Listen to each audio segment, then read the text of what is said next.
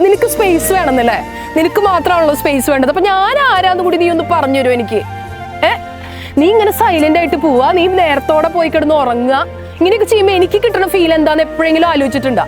Silent treatment മിക്ക റിലേഷൻഷിപ്പിലും എല്ലാവരും അനുഭവിച്ചിട്ടുള്ള ഒരു സംഭവമായിരിക്കും അത്.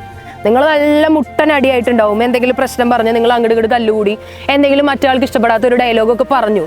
പക്ഷേ ഇങ്ങനെ തല്ലുകൂടിക്കൊണ്ടിരിക്കുന്ന സമയത്ത് ഒരാൾ പെട്ടെന്ന് സ്വിച്ച് ഓഫ് ചെയ്ത് പോവുക, അല്ലെങ്കിൽ പോയി കിടന്ന് ഉറങ്ങുക, അല്ലെങ്കിൽ നിങ്ങളോട് ഒന്നും മിണ്ടാണ്ടിരിക്കുക, സൈലന്റ് ആയിട്ട് നിങ്ങൾ ട്രീറ്റ് ചെയ്യുക. അത് നിങ്ങൾക്ക് കിട്ടുന്ന ഒരു അടി ഉണ്ടല്ലോ, വല്ലാത്ത അടിയായിരിക്കും. ഈ സൈലന്റ് ആയിട്ട് ഇരിക്കുന്നതാണ് ഈ ലോകത്തിലെ ഏറ്റവും വലിയ ഫൈറ്റ് എന്നാണ് ഞാൻ വിശ്വസിക്കണേ. തല്ല് കൂടിക്കൊണ്ടിരിക്കുമ്പോണ്ടല്ലോ നമുക്ക് ഭയങ്കര ആശ്വാസമാണ്. അറ്റ്ലീസ്റ്റ് ആ മറുഭാഗത്ത് മറ്റാളെ അവൈലബിൾ ആണല്ലോ.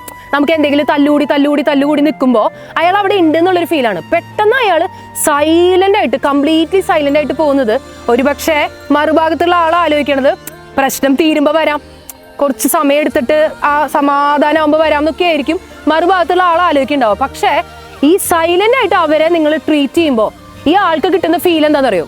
ഞാനില്ലെങ്കിലും അവന് കുഴപ്പമൊന്നുമില്ല, ഞാനില്ലാണ്ട് അവൻ ഇത്ര അധികം സമയം വെറുതെ ഇരുന്നില്ലേ, ഞാൻ അവനെ സംബന്ധിച്ച് വെറും ഒരു ഓപ്ഷൻ മാത്രമാണെന്നുള്ളൊരു ഫീലാണ് കിട്ടുക. അപ്പൊ എപ്പോഴും നിങ്ങൾ ചെയ്യേണ്ട ഒരു കാര്യം, സൈലന്റ് ആയിട്ട് കംപ്ലീറ്റ് ആയിട്ട് സീനിൽ നിന്ന് പോവാതെ പറയാനുള്ള പ്രശ്നങ്ങൾ, ഒരു പക്ഷെ പ്രശ്നം പറഞ്ഞ് കമ്മ്യൂണിക്കേഷൻ ആണ് ഒരു റിലേഷൻഷിപ്പിലെ ഏറ്റവും ബെസ്റ്റ് എന്നാണ് ഞാൻ വിശ്വസിക്കണേ.